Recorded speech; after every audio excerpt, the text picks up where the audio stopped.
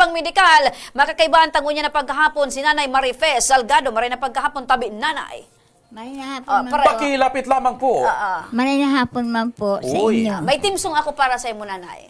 Keep smiling, keep shining, no one else.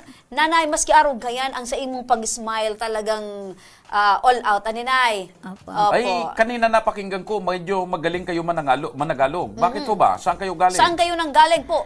Ay, dito lang po kami sa Bicol. Pero galing ka saan po? Sa Manila Saan ka, po. lumaki ka sa? Manila. Sa Maynila. Particularly saan po, Nanay? Tondo. Sa Tondo. Tondo. Ayan. Mabuti pa ito si Manay dahil lumaki ito sa Maynila. Tayo. Kasi meron akong mga kakilala, kaibigan, lumiit Lumiit. sila sa Maynila. Ikaw lumaki sa Maynila. Ilang taon ka po sa Maynila, Nanay, bago ka po naparito sa Bicol? Ano po, 32 years. Oy, matagal-tagal 2 din years. naman. So, ilang taon ka na po ngayon? 70 po. Uy, akalain mga mo, partner. 40, mga 30 plus ka din na naandito na sa Bicol. Akalain mo yan, partner, sa edad na 70, malakas pang kanyang pagpandinig at ang kanyang paningin. Opo. So, Nanay, bakit po nandito po kayo sa Action Co Center? Magandang hapon po sa inyo lahat. Nandito po ako sa Ako Bicol para po humingi ng tulong. Dahil yung anak ko nagkaroon ng colon cancer. Sa ngayon, matanda naman po ako, hindi na ako makatrabaho. Sa laki kasi ng gastos. Ayan yung anak mo, yung nasa video. Babae. Opo, yan. Ano po yun, Nanay? Talagang maitim po ang Colon kanyang cancer. balat or dahil doon sa kanyang sakit? Dahil sa kanyang sakit. Ilang taon na ho yung anak ninyo? 35 po. May asawa na ho ba o dalaga? May asawa na po yun. 7 po yung anak niya. Pito ang anak. Ano po ang pagkabuhay ng Anong mag-asawa? hanap buhay? May trabaho naman po yung asawa niya. Kaya lamang kulang talaga. Hindi po sapat. Hindi po Pag ilang sapat. anak niyo po siya?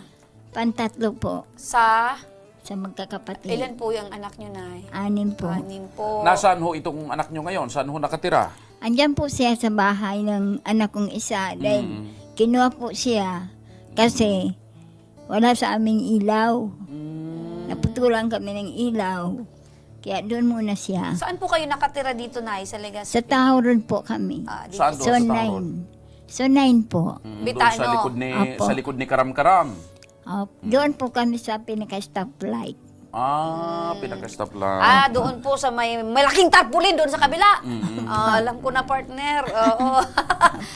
Opo, Nay. So, gaano po kahirap, Nanay, na ganyan po ang inyong buhay, tapos may sakit pa po yung anak ninyo? Mahirap nga po dahil yung mga anak ng lalaking dalawa, nagbabagage lang yun sa palengke. Ngayon po, pag sila nakaka-baggage, yun ang bibigyan din kami ng pagkain. Pag hindi po, So, Araw-araw magkano na. naman ho ang kinikita sa pagbabagage? Ang mga nakakatatlundaan din po. Magkano naman ang binibigay sa'yo pag nakakatatlong sila? Hindi, pagkainin na lang po kami kasi ako walang trabaho. Libreng pagkain na lang. pagkain. Kahit hindi na magbigay ng pera. Nung malakas pa po kayo, Nay, ano po ang pinagkakakitaan nyo? Nagtrabaho po ako dyan sa Taiki Hotel. Ako po namamalansya. Sa ngayon po, na matanda na ako, hindi na po ako Plansya. trabaho. Opo, sa bahay ka na lang. Opo. So, gaano ho kahirap na kayo walang trabaho, yung anak nyo ho may sakit pa, Ang hirap nga po. tapos kaya, wala pa ho kayong kuryente. Yun nga po. Yan nga, napakahirap namin. Dumarating ba sa puntong naiiyak kayo? Ay, araw-araw po. Araw-araw. Ano ho ang nasa sa isip nyo pag kayo ay napapaiyak? Ano ho ang naiisip ninyo? At ano ho ang parang katanungan na namumuo dyan sa inyong isipan? Nagdadasal na lang po ako sa Panginoon. Sana gumaling ang aking anak. Kasi yun lang naman ang punso kong anak Opo. na walang babae. Napakahirap po ng buhay ng anak. So, Di ba, ano na gusto po? nyo man Parang siyang gusto tulungan, nyo kaya na lang lang- wala na kayong trabaho. Parang gusto Opo. nyo na lang pong, hingin na lang yung sakit niya. Yun nga po, kung minsan dahil kung sumasakit yung kanyang tiyan, saka yung dibdib niya, napakahirap po. Mabuti na lang ho at sa edad na 70, medyo malakas pa ho kayo. Sa awa naman ng Diyos, nagkasakit din nga po ako kaya mampayat ako eh. So ngayon po nanay, naandito po kayo, ano po yung pangangailangan? Panggamot? Yun nga po. Panggamot po. Opo. So, Partner. kailangan niya partner ng pinansyal Oo. So na ano ngayon asistensya. ang Oo. ating aksyon tabang Oramis? Oo, nanay, bukas po, magandang balita, kasi bukas po, pupunta po kayo sa DSWD. Ano nanay? Makukuha nyo po bukas yung pera na nakalaan po para sa pagbibili ng gamot at pangangailangan po ng inyong anak.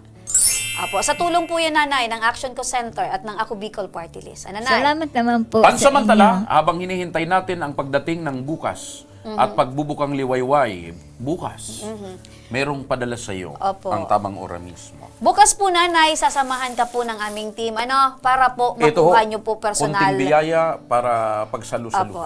Maraming salamat po sa inyo dito sa Ako Bicol. Kay Kung Pido. At saka si Saldi ko. Salamat po sa inyong lahat. Opo. So yun po nanay, malaking pera din po yon na makukuha nyo po bukas para po sa pangangailangan ng inyong anak. Yun Okay. nga po. So, ilang oras na lamang, mamaya matulog lang ng maaga para bukas makuha na natin yung assistance para sa inyo. Ano ho? Apo, Maraming- nanay. Okay. Apo. So, yan partner, ang kagabatan sa buot kan sarong ina na nailing ang sayang aki na may pigmamati. Mga